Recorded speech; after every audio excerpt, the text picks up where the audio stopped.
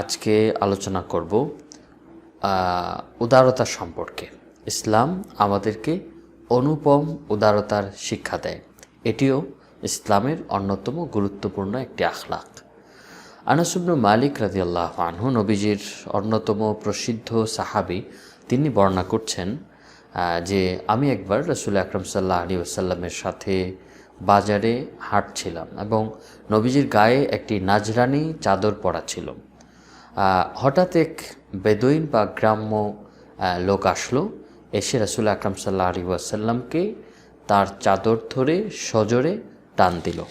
আনাস ইবনে মালিক বলছেন, হাত্তা নাজারতু ইলা সাফহাতি আতিকিন নবী সাল্লাল্লাহু আলাইহি ওয়াসাল্লাম قد أثرت به حاشية الرداء من شدة جذبته। অর্থাৎ তার এই প্রবল টান যে সজোরে টান দেওয়ার কারণে নবীজির ঘাড়ের পার্শ্বে এই চাদর দাগ তৈরি করে ফেলেছে। তারপর সে বলল, তুম্মা কাল মুর লি মিন মালিল্লাহ আল্লাযী ইনদাক, অর্থাৎ আপনার কাছে আল্লাহর যে সম্পদ রয়েছে, আপনি সেই সম্পদ থেকে আমাকে কিছু দেওয়ার জন্যে নির্দেশ দিন, আদেশ করুন। রাসূল আকরাম সাল্লাল্লাহু আলাইহি ওয়াসাল্লাম এই গ্রাম্য ব্যক্তির আচরণে, এমন কঠোর আচরণের ব্যাপারে তিনি কি করলেন? আনাস ইবনে মালিক রাদিয়াল্লাহু আনহু বলছেন, ফালতাফাতা ইলাইহি ফাদাহিকা, নবীজি তার দিকে ফিরে তাকালেন এবং হাসলেন। সুম্মা আমারা লাহু বিআতাইন, তারপর তাকে কিছু দান করার বা কিছু সম্পদ দেওয়ার নির্দেশ দিলেন।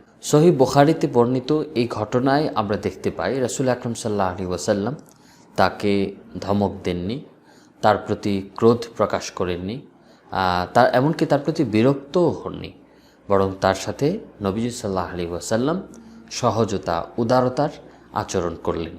ইসলাম আমাদেরকে এই উদারতার শিক্ষা দেয় এবং এই উদারতা শুধুমাত্র ইসলামের নির্দেশনা তাই নয়, বরং এটি ইসলামের একটি মৌলিক বৈশিষ্ট্য।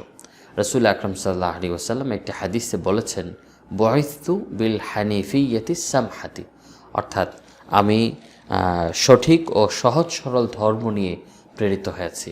মুসনাদে আবু ইয়ালা সহ হাদিসের অনেক কিতাবে এটি বর্ণিত হয়েছে। এজন্য আমরা লক্ষ্য করলে দেখব ইসলামের সকল বিধানে, সমস্ত নির্দেশনার ক্ষেত্রে এই সহজতা, এই উদারতার বিষয়টি লক্ষ্য রাখা হয়েছে। আমরা ইসলামের একটি গুরুত্বপূর্ণ বিধান নামাজের কথা চিন্তা করতে পারি। নামাজের ব্যাপারে আল্লাহ তাআলা নির্দেশনা হচ্ছে যে কেউ যদি এই নামাজ দাঁড়িয়ে আদায় করতে না পারে, তাহলে সে বসে আদায় করবে। সাল্লি কাইমান ফাইল্লাম তাস্তাতিহ ফাকাইদান, তুমি দাঁড়িয়ে নামাজ পড়ো, যদি দাঁড়িয়ে পড়তে ব্যর্থ হও, অক্ষম হও, তাহলে তুমি বসে পড়ো। যদি তাও না পারো, তাহলে তুমি শুয়ে নামাজ আদায় করো। ইমরান ইবনে হুসাইন রাদিয়াল্লাহু আনহু কে রাসূল সাল্লাল্লাহু আলাইহি ওয়াসাল্লাম এই হাদিসটি বলেছিলেন, এই নির্দেশনাটি দিয়েছিলেন। ইসলামের এই উদারতা, এই অনুপম সহজতা, এটি শুধুমাত্র নামাজের ক্ষেত্রেই নয়, বরং রোজার ক্ষেত্রেও একই কথা প্রযোজ্য। সাধারণ নিয়ম অনুযায়ী যারাই রমজান মাস পাবে, রমজান মাসে উপস্থিত হবে, তারা রোজা রাখবে। কিন্তু কেউ যদি অসুস্থ হয়, কারোর পক্ষে যদি রোজা রাখাটা অসম্ভব কিংবা অতি কষ্টসাধ্য হয়ে যায়, অথবা কেউ যদি সফররত অবস্থায় থাকে, মুসাফির হয়, তাহলে তাদের জন্যে রোজা রাখার ক্ষেত্রে শিথিলতা করা হয়েছে, তাদেরকে এই অনুমতি দেওয়া হয়েছে, তারা রমজান মাসে রোজা ভাঙতে পারবে এবং এই রোজা তারা পরবর্তীতে কাজা করতে পারবে। ঠিক একইভাবে কোনো ব্যক্তি বার্ধক্যজনিত কারণে রোজা রাখতে যদি একেবারে অক্ষম হয়ে পড়ে, তাহলে তাদের জন্যে রোজার বিকল্প হিসেবে ফিদিয়ার ব্যবস্থা রাখা হয়েছে। এভাবে আমরা যদি লক্ষ্য করি, তাহলে দেখব ইসলাম তার প্রতিটি বিধানের ক্ষেত্রে এমন উদারতা ও সহজতা লক্ষ্য রেখেই বিধানগুলো প্রণয়ন করেছে। আল্লাহ তাআলা এই বিধানগুলো দিয়েছেন। তো ইসলাম যেমন তার প্রতিটি ক্ষেত্রে সহজতা এবং উদারতার প্রতি লক্ষ্য রেখেছে, ইসলাম মুসলিমদেরকেও এই নির্দেশনা দেয় তারাও যেন তাদের জীবনে, দৈনন্দিন কাজে কর্মে এই সহজতা এবং উদারতার বিষয়টি লক্ষ্য রাখে এবং এর চর্চা করে। প্রশ্ন হচ্ছে, আমরা যে উদারতার কথা বলছি এর মানে বা এর ব্যাখ্যা কী? এর মানে হচ্ছে, এর মর্ম হচ্ছে যে সহজ পথ অবলম্বন করা, সব ক্ষেত্রে নিজের অধিকার শতভাগ আদায় না করে কিছুটা ছাড় দেয়া, এবং কারোর থেকে যদি কোনো ভুল ত্রুটি হয়ে যায় তাহলে সব ক্ষেত্রে খুব শক্তভাবে তাকে পাকড়াও না করে এড়িয়ে যাওয়া, ছাড় দেয়া। তারপর হচ্ছে লেনদেনের ক্ষেত্রে চাপাচাপি পিড়াপিড়ি না করে স্বাচ্ছন্দ্যতা ধরে রাখা। অর্থাৎ সহজ কথায় উদারতা মানে হচ্ছে সকল ক্ষেত্রে সহজ পথ, সহজ পন্থা অবলম্বন করা, ছাড় দেওয়ার মন মানসিকতা লালন করা। উদারতার এই মর্ম স্পষ্ট করার পর আমাদের সামনে যে প্রসঙ্গটি আসে তা হচ্ছে উদারতার ক্ষেত্র, কোন ক্ষেত্রে আমি উদারতা প্রকাশ করব, প্রদর্শন করব, এই বিষয়টি চলে আসে। এবং এই বিষয়টি খুবই জরুরি, কারণ এক্ষেত্রে আমাদের স্পষ্ট ধারণা না থাকলে আমরা ভুলের শিকার হব, বিভ্রান্তিতে পড়ে যাব।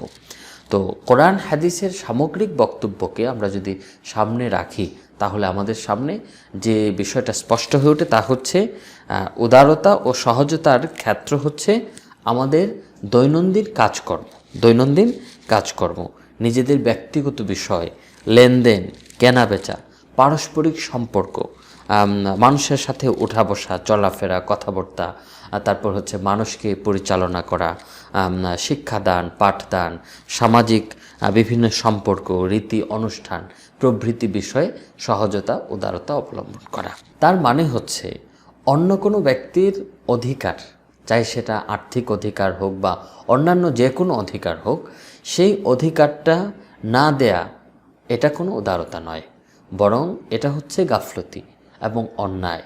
ঠিক একইভাবে কোনো প্রতিষ্ঠানের দায়িত্ব পালনের ক্ষেত্রে অবহেলা করা, এটাকেও উদারতা হিসেবে গণ্য করার সুযোগ নেই। সম্মানিত দর্শক শ্রোতা, এই উদারতার প্রসঙ্গে বা উদারতার ক্ষেত্র প্রসঙ্গে আমাদেরকে খুব সতর্কতার সাথে একটা বিষয় স্পষ্টভাবে বুঝতে হবে, তা হচ্ছে যে অনেককে দেখা যায় তারা ধর্মীয় কোনো বিধান পালন করছেন না, ধর্মের কোনো রীতি বা ধর্মের কোনো বিধান তারা সেটা পালন করছেন না, অথবা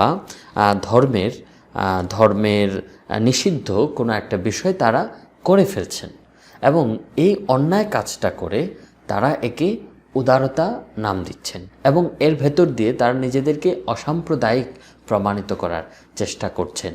আসলে এটা মস্ত বড় অন্যায়।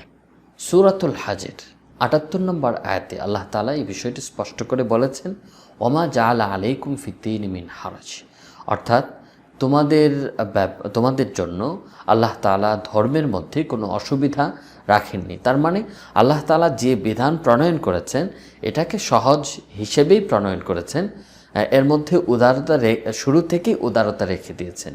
তার মানে হচ্ছে যে একজন মুসলিম নতুন করে ইসলামের কোনো বিধানের মধ্যে উদারতা বের করে সেই বিধানটাকে বাদ দেয়া কিংবা সেই বিধানটাকে পালন না করা অথবা এই ধরনের কাটছাঁট করার কোনো সুযোগ এবং অধিকার তার নেই, বরং এটা অন্যায় এবং এটা প্রত্যাখ্যাত একটি আচরণ।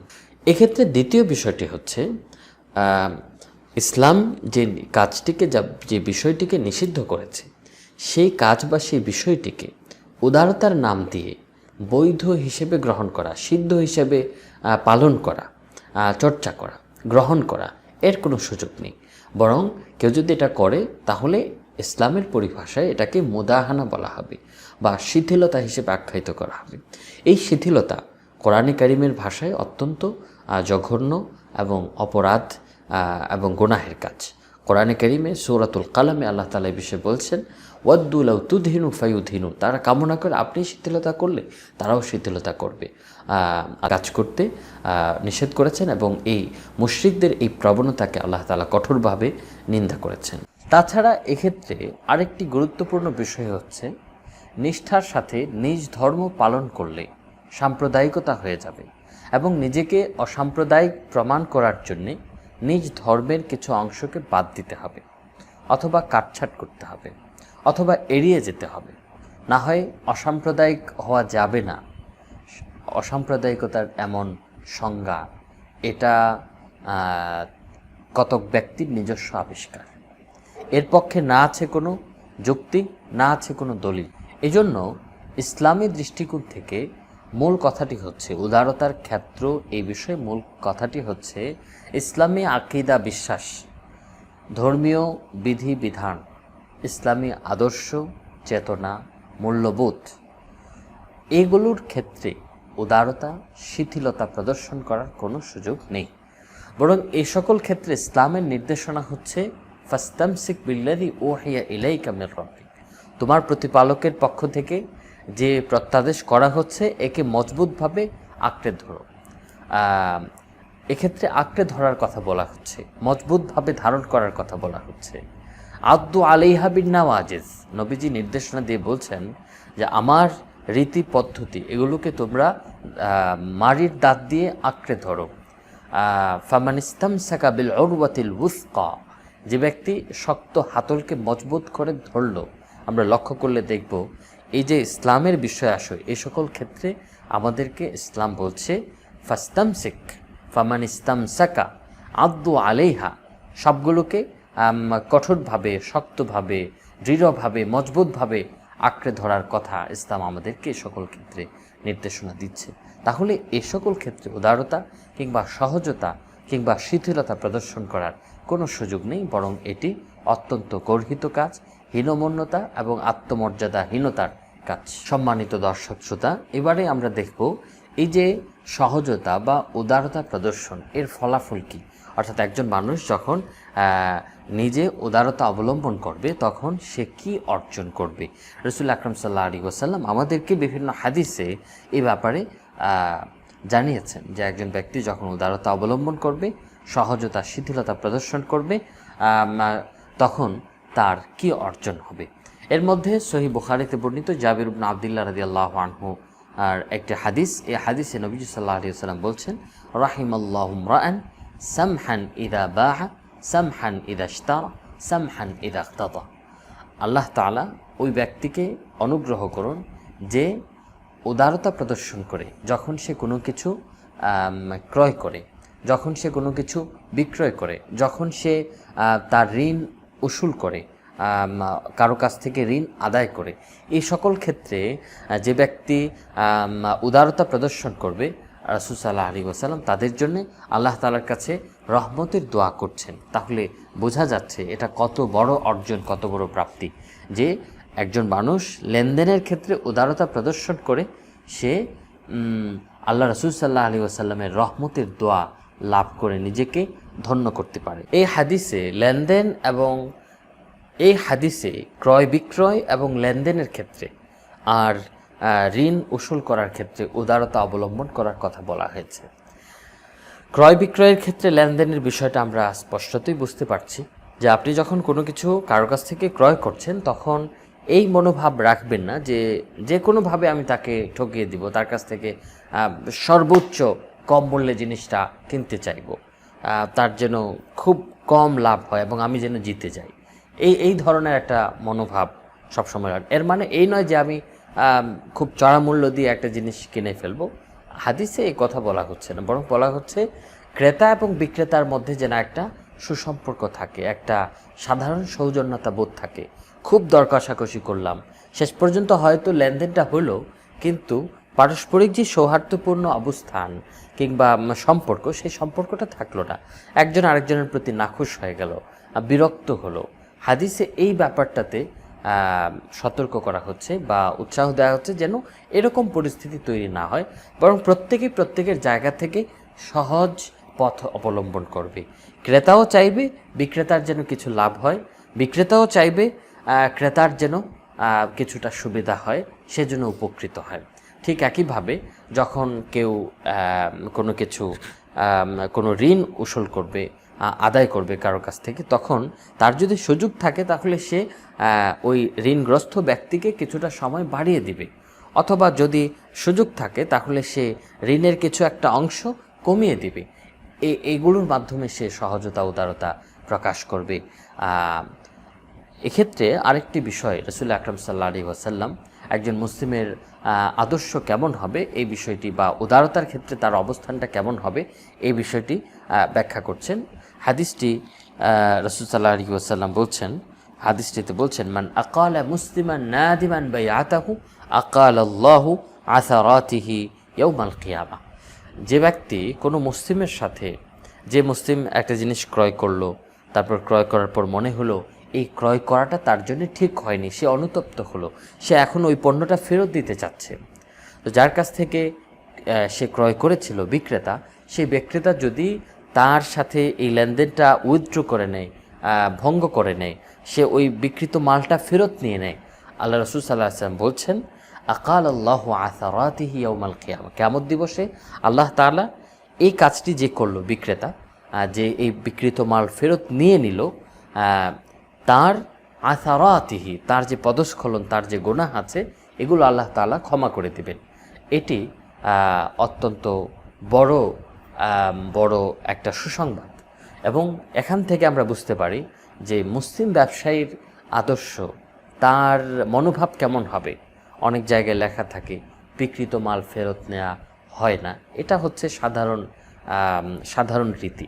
কিন্তু যদি সুযোগ থাকে এবং ওই পণ্যের মধ্যে কোনো ধরনের বিশেষ পরিবর্তন করা না হয়, তাহলে একজন মুসলিমের আদর্শ হবে তিনি লিখবেন, বলবেন বিকৃত মাল ফেরত নেওয়া হয়। এবং আমরা আলহামদুলিল্লাহ বিভিন্ন জায়গায় লক্ষ্য করছি যে অনেক সচেতন মুসলিম হয় না, এর পরিবর্তে লিখছেন যে বিকৃত মাল ফেরত নেওয়া হয়। এটি একজন মুসলিমের আদর্শ হওয়া উচিত।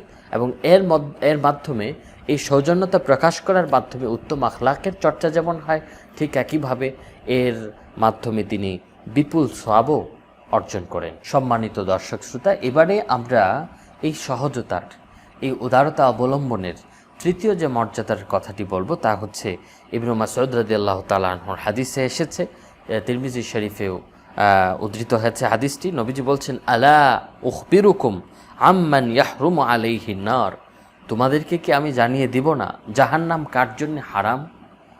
আল্লাহ রাসূল সাল্লাল্লাহু আলাইহি ওয়াসাল্লাম এর উত্তর বলছেন, আলা কুল্লি কারিবিন হাইয়িন সাহলিন, প্রত্যেক সহজ সরল নিকটবর্তী ব্যক্তিদের জন্যে জাহান্নাম হারাম।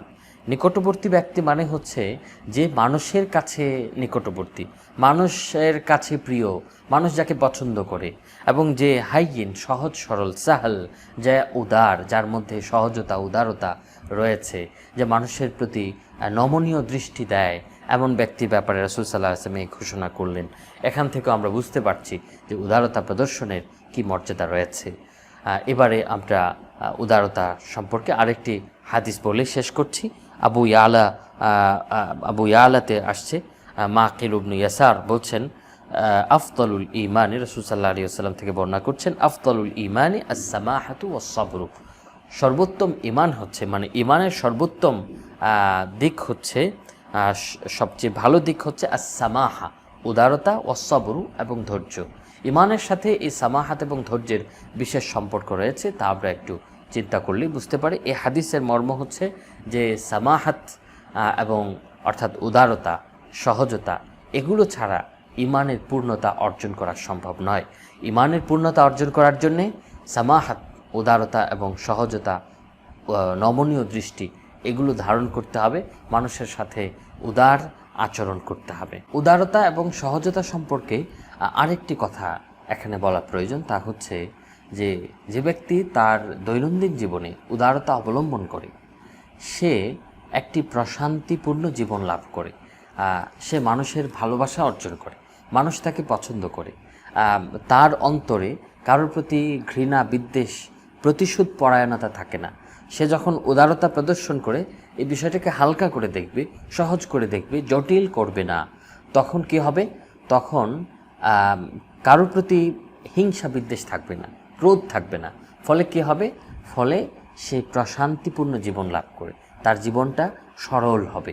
এবং যখন কারোর প্রতি সে হিংসা বিদ্বেষ রাখবে না, সে সাধারণভাবে স্বাভাবিকভাবে অন্যান্য মানুষের সাথে কোমল, সুন্দর ও স্বাভাবিক আচরণ করতে সক্ষম হবে। এভাবে সে মানুষের সাথে মানুষের ভালোবাসা অর্জন করবে। সামগ্রিকভাবে তার জীবনটা ভালো হবে এবং প্রফুল্ল হবে। তাহলে দেখা যাচ্ছে এই উদারতা, এর মাধ্যমে পরকালীন সাফল্য, পরকালীন বিপুল অর্জন, বিপুল প্রাপ্তি তো আছেই, এর পাশাপাশি এই দুনিয়ার জীবনেও এই উদারতার সাফল্য এবং সুফল অনেক। সম্মানিত দর্শক শ্রোতা, ইসলামে এই যে উদারতার শিক্ষা, ইসলাম আমাদেরকে যে অনুপম সহজতার শিক্ষা দেয়, এটি শুধুমাত্র মুসলিমদের সাথে সীমাবদ্ধ নয়, বরং বিদ্রোহী নয়, মুসলিম শাসকের বিরুদ্ধে বিদ্রোহ করছে না, এবং মুসলিমদের প্রতি বিদ্বেষী নয় এমন কাফের, এমন অমুসলিমদের প্রতিও ইসলাম এই উদারতা প্রদর্শনের শিক্ষা দেয়। আমরা ইসলামের ইতিহাসে যদি তাকাই, তাহলে আমরা ইসলামের ইতিহাস অনুসন্ধান করলে দেখব অমুসলিমদের প্রতি এই উদারতা প্রদর্শনের অসংখ্য অগণিত উদাহরণ, দৃষ্টান্ত রয়েছে। এর মধ্যে আমি শুধু একটি উদাহরণ আপনাদের সামনে তুলে ধরছি। ইমাম আবু ইউসুফ রহমতুল্লাহ আলাইহি তার কিতাবুল খারাজ কিতাবে লিখছেন, প্রথম খলিফা হজরত আবু বকর সিদ্দিক রাদিয়াল্লাহু আনহুর খেলাফতকালে খালিদ ইবনু ওয়ালিদ রাদিয়াল্লাহু আনহু ইরাকের হেরাতবাসীদের সাথে, যারা খ্রিস্টান ছিল, জিজিয়া চুক্তি করেছিলেন। সেই চুক্তির মধ্যে এটাও ছিল যে বৃদ্ধ কাজ করতে অক্ষম হয়ে যাবে, অথবা কোনো রোগ ব্যাধিতে আক্রান্ত হবে, কিংবা দরিদ্র হয়ে যাবে, তাহলে আমি তার জিজিয়া কর রহিত করে দিব, এবং তাকে ও তার পরিবারকে মুসলিমদের বাইতুল মাল থেকে ভরণ পোষণ করা হবে। জিজিয়া হচ্ছে এমন একটা কর যা পরিমাণে খুবই সামান্য। এটি অমুসলিমদেরকে দিতে হয়, অমুসলিমরা পরিশোধ করে মুসলিম বা ইসলামী রাষ্ট্রকে। তারা যদি ইসলামী রাষ্ট্রে বসবাস করতে চায়, তাহলে তারা ইসলামী রাষ্ট্রের সুযোগ সুবিধা ভোগ করবে এবং তাদের জানমালের নিরাপত্তা পাবে। এর বিনিময়ে তারা একটা নামে মাত্র কর, যাকে জিজিয়া বলা হয়, এটি মুসলিম রাষ্ট্রপ্রধানকে দিবে। তো আবু বকর রাদিয়াল্লাহু তাআলা আনহু এক্ষেত্রে উদারতার একটি অনন্য দৃষ্টান্ত পেশ করলেন, যে অসুস্থ হয়ে যাবে, বৃদ্ধ হয়ে যাবে, রোগ ব্যাধিতে আক্রান্ত হবে, দরিদ্র হবে, তাহলে তার জিজিয়া কর তিনি রহিত করে দিচ্ছেন। সম্মানিত দর্শক শ্রোতা, ইসলাম এই যে উদারতার শিক্ষা দিয়েছে, এর বিপরীত চরিত্রটি, এর বিপরীত স্বভাবটির নাম হচ্ছে আত-তাসির বা কঠোরতা অবলম্বন।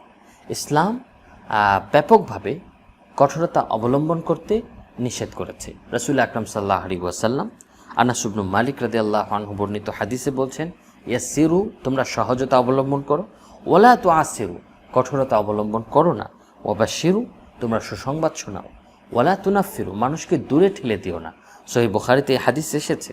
তাহলে এখানে দেখা যাচ্ছে কঠোরতা অবলম্বন করতে নিষেধ করা হয়েছে এবং সহজতা অবলম্বনের নির্দেশ দেওয়া হয়েছে।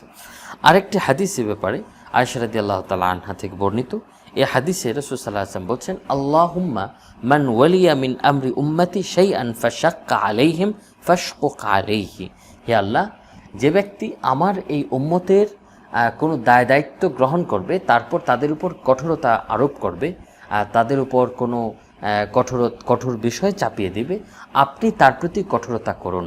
তারপর নবীজি বলছেন, ওয়ামান ওয়ালিয়া মিন আমরি উম্মতি শাইআন ফারাফাকা বিহিম ফারফুক বিহ, এবং আমার উম্মতের কোনো দায় দায়িত্ব যে গ্রহণ করবে, তারপর তাদের প্রতি কোমলতা প্রদর্শন করবে, আপনিও তাদের প্রতি কোমলতা প্রদর্শন করুন। তাহলে এই দুটি হাদিস থেকে বোঝা যাচ্ছে কঠোরতা ইসলামের আদর্শ, ইসলামের শিক্ষা, ইসলামের স্বভাব নয়। একজন মুসলিমের উচিত এই সকল ক্ষেত্রে কঠোরতা বর্জন করা। আমাদের জীবনের দুটি দিক, যে সকল ক্ষেত্রে আমাদের সহজতা অবলম্বন করা অত্যন্ত জরুরি, এমন দুটি দিক বর্ণনা করে আমাদের এই আলোচনা শেষ করব।